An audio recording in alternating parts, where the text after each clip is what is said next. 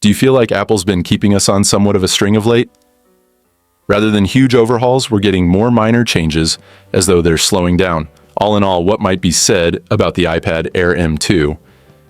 Is it actually a distinct advantage or only business as usual?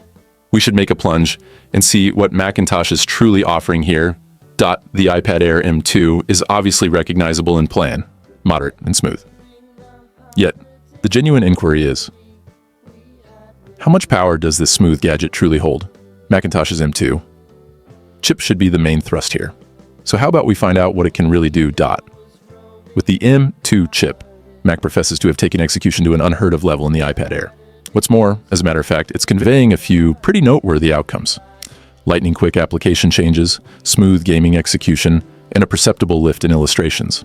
In any case, for the ordinary client, is this exhibition help actually a game changer?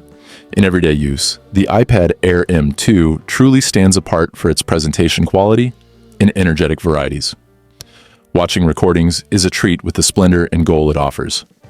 Furthermore, for the people who love drawing or taking notes, the screen offers an extraordinarily smooth experience. The iPad Air M2's battery duration holds up well, taking you through a bustling day on a solitary charge. In any case, as usual, battery execution is something to watch out for with a strong gadget like this. So, does the iPad Air M2 truly convey? On the off chance that you're searching for a tablet with strong handling and first-class execution, it's most certainly a strong competitor. Be that as it may.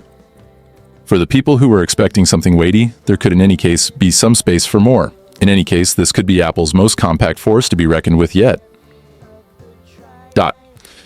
If you partook in this video, remember to hit that like button and buy into the feed for additional audits.